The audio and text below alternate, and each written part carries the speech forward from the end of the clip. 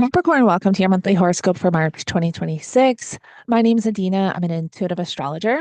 In these monthly horoscopes, I go over the energy for the month ahead. So don't forget to like, share, and subscribe if you align with my energy and enjoy my content. Let's get right into it. Okay, so I do break these horoscopes down by week and I select a chart for each week to give you a bit of a visual. So, coming into the month, we have Mercury retrograde in Pisces, which is in your third house of community, neighbors, neighborhood, um, also self expression. So, anything around reading, speaking, and writing, vehicles, siblings, and cousins are also in the third house. And so, there could be a lot that you're reevaluating or revisiting around those third house themes and topics. Now, on the 2nd of March, we have Mars entering Pisces as well. So, Mars ruling anger, aggression, and conflict, also severing and separation.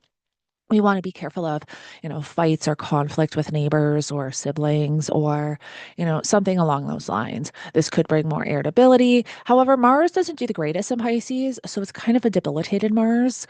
It's a Mars that can't exactly express itself as usual.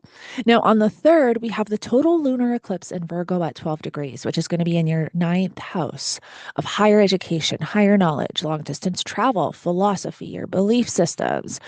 This whole third and ninth house axis has been going through changes over the last year.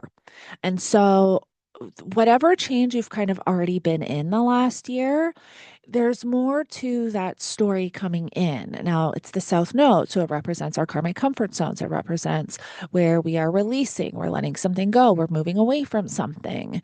And so, but like I said, whatever you've already kind of been navigating around your belief systems, or maybe travel, or maybe going back to school, or something along those lines, there's just more to that story coming in. I also have a separate forecast on my channel going really deep into the lunar eclipse in Virgo. I go over the chart for the lunar eclipse and then also all 12 rising signs. Now, on the 5th, we've got the sun forming a trine to Jupiter. So the sun is in Pisces here in your third house, forming a trine to Jupiter retrograde. And so this is a water trine. So this is very emotional, very intuitive. This could show up as some intuitive downloads. I would say too, because the sun is in your third house of self-expression in your mind, and then Jupiter kind of rules that third house. Um, I would say, yeah, like this is probably a day. And also, I have been saying to all the other signs this entire month, make sure you're journaling because this is a month where you're getting a lot of epiphanies, a lot of intuitive downloads, and a lot of like those mercurial things are kind of sticking out. There's a lot of insight coming in this month that you just want to be aware of. Now, on the 6th, we've got Venus entering Aries.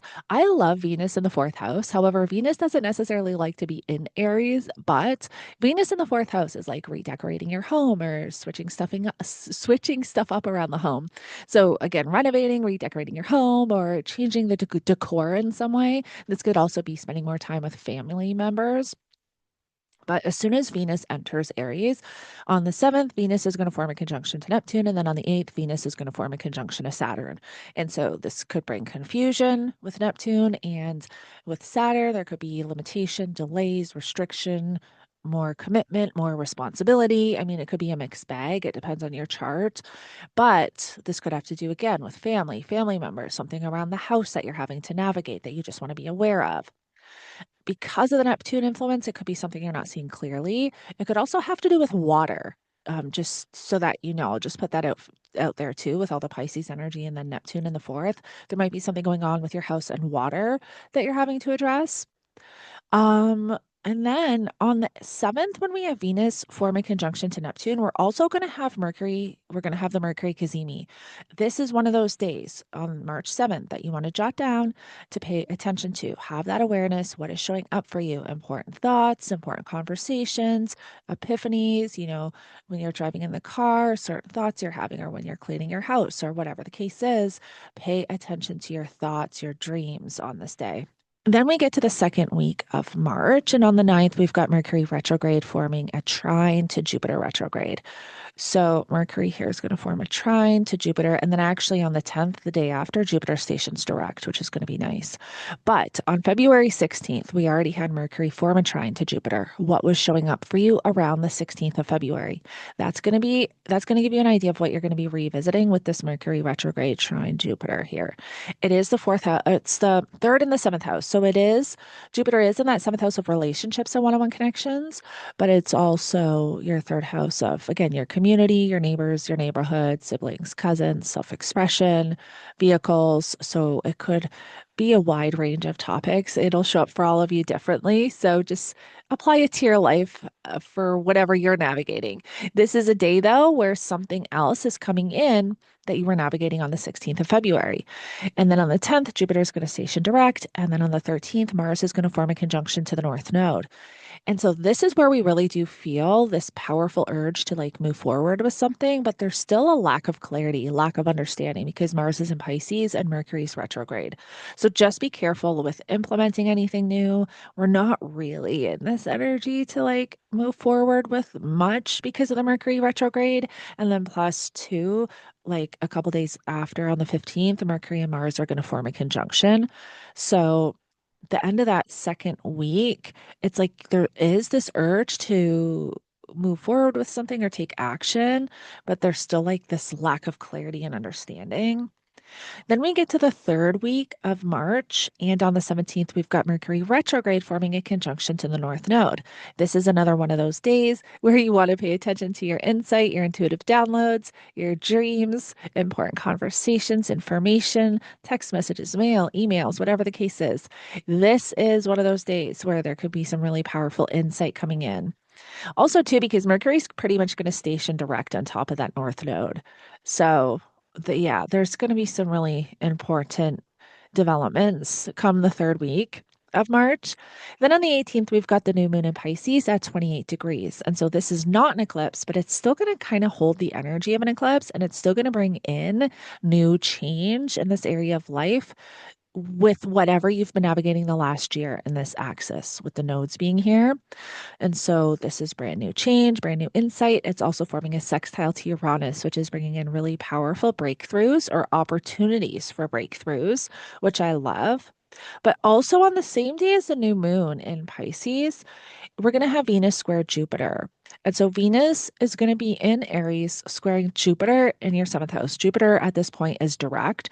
This is overindulgence energy. This is spending too much, or this is too much of something. And so, because Venus is in the fourth house, Venus also rules your 10th house of career and public reputation, and your fifth house of children and creativity and passion, romance, hobbies, interests. This could be like a child just doing too much of something and it breaks, or like, you know what I mean? This is like something breaking. This literally is overindulgence indulgence energy. This is like too much of a good thing, too much of a bad thing. It's like just too much. And so, however, this applies to you and whatever you're kind of navigating around your home or your family, this is where there's just like, yeah, too much. Too much. That's like the best way to describe this energy. Or again, Venus ruling the 10th house of career, there could be something around your career. Maybe there's something, yeah, with your career you're having to navigate with that. And then on the 20th, the sun is going to enter Aries. So we begin Aries season and Mercury is going to station direct. So the sun is going to enter your fourth house of home and family, and Mercury is going to station direct right pretty much on top of that north node.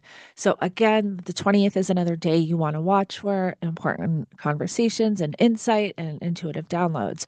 The 21st, we've got Mars forming a trine to Jupiter. So Mars here is in your third, forming a trine to Jupiter. This is a water trine again.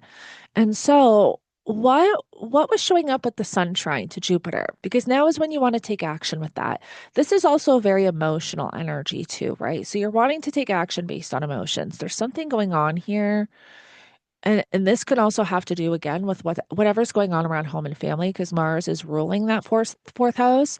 So whatever you've been navigating this month around home and family, this is when something clicks, when there's whether it's support coming in or whatever the case is, there's finally action that can be taken at this point.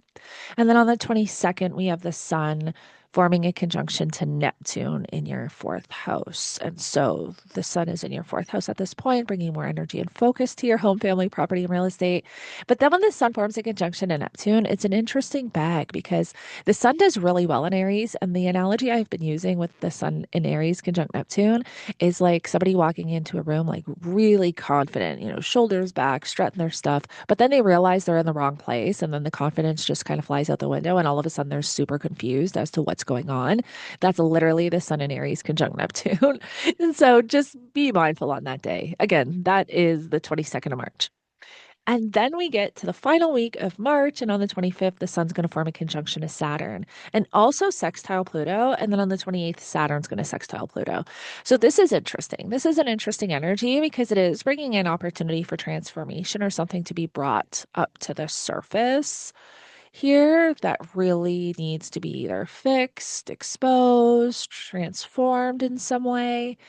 And again, it's all going to have to do with whatever you've already been navigating around home and family. But this is where there is some type of powerful, or there's like an opportunity for powerful transformation to take place here. And then on the 30th, we've got Venus entering Taurus. So Venus is going to enter then your fifth house of children, creativity, passion, romance, hobbies, interests. Venus loves being in Taurus. So as we move into April, we start to feel some of the shifts. And then in April, we've got Uranus entering Gemini, and we're entering a whole new bag of change and energy. This entire year is full of significant change. So I'm telling everybody, you don't want to wait for the astrology to be good. We want to learn how to just navigate the astrology that we're in, which is why I'm making these horoscopes for you all to kind of help you navigate that energy. So don't forget to like, share, and subscribe if you align with my energy and enjoy my content. And I hope this helps you navigate the energy for the month ahead. And I will connect with you in the next one.